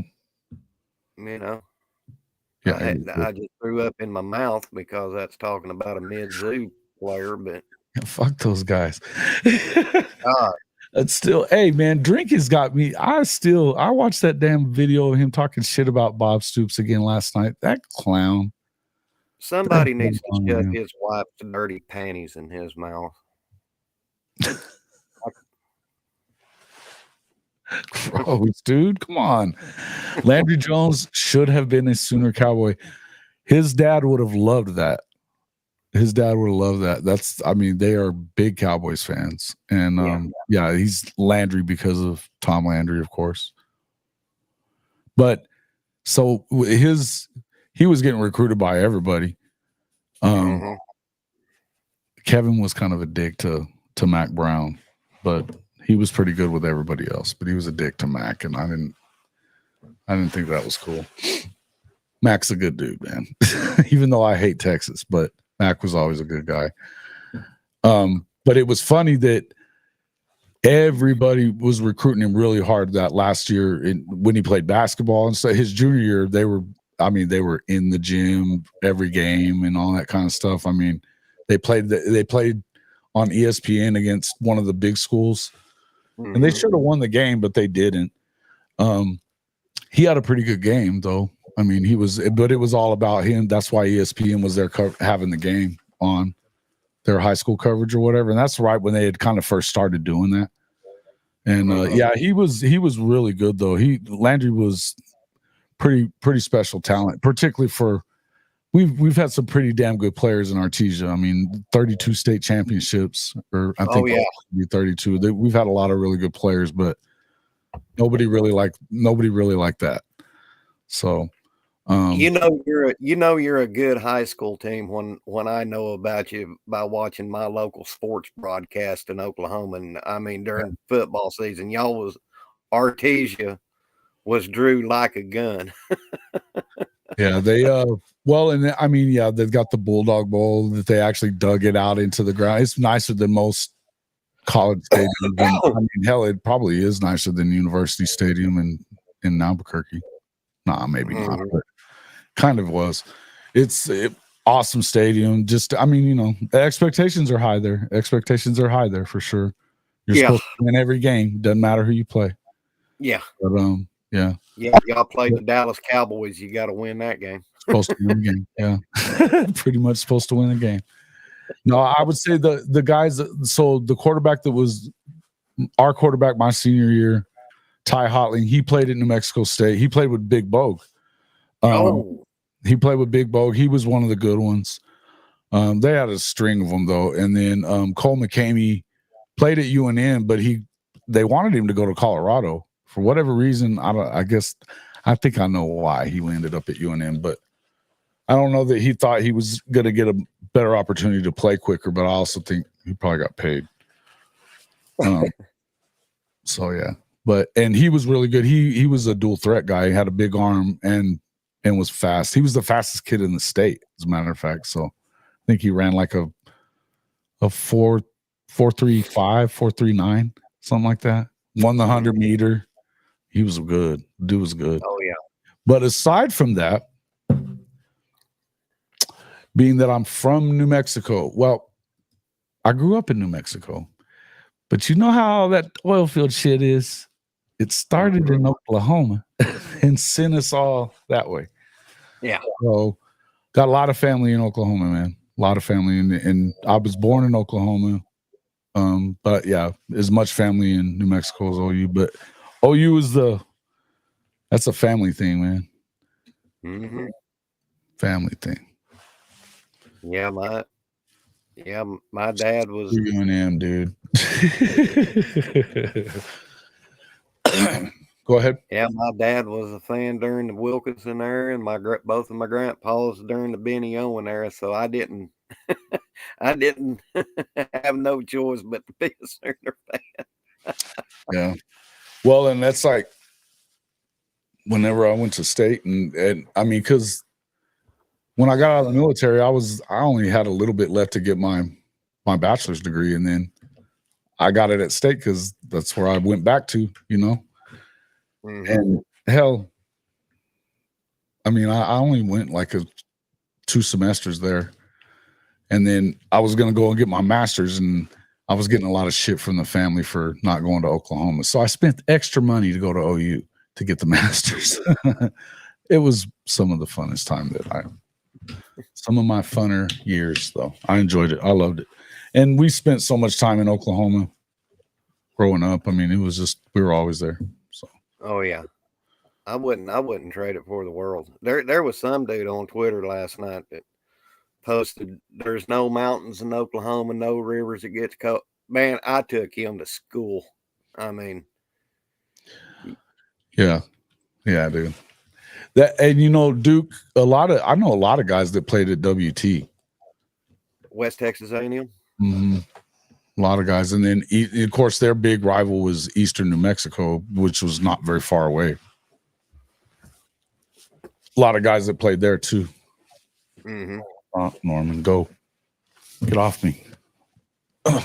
Jason, I have got to get off of here, brother. So do I, man. I got to get out of here too. My dad worked in the oil field. That's how we ended up in Perryton. Yep. Okay, man. Thanks for coming in, legend. Appreciate you as always. Make sure that you guys get over there and check him out. You got something coming out today? Probably. I'm probably going to do a live stream today. Oh, okay. Yeah. Cool. Well, yeah, man. I've got a meeting coming up. Apparently, I just got a text message about it a little earlier. Seems like there's something going on at the newspaper. I don't know. It's been a wild ass week, man. They're finding skulls and shit down in Jow. Oh, so, yeah. Wild. Why does that not surprise me? Finding skulls in Jow, New Mexico. Some weird shit, man. Some weird ass shit. But it's I've been writing about that this week, so. But I don't know what's going on. It didn't sound like they were. It wasn't a. Please join me for a meeting. It was be there at 1:00. Okay. Oh yeah. We'll see what's going on, man. Guys, thanks so much, everybody, for coming in. Make sure you get over there and check out the legend this afternoon when he goes on. I don't know if we have anything tonight. I got to get a hold of K Chris, but we may be doing something tonight with them. Other than that, Coach and I may get together later in the week and kind of talk about that. And I'll be going on with Coach Ricks tonight. Did they really, Benji? No shit. A house full of skeletons? So this is between 10 and 20 skulls, according to the forensic examiners. Pieces of 10 to 20 different skulls. So we're supposed to find out more this week, but I don't know. There's some little weird inaccuracies that have been going on, but I've been on top of it, so it's been fun. Some weird shit out there, man. All right, guys. Thanks a lot, everybody, for coming in. Make sure you hit that like button on your way out if you didn't already. But we appreciate everybody coming in and hanging out with us this morning. Legend, thank you, sir. Throw them down, brother. Throw them down. See you guys on the next one.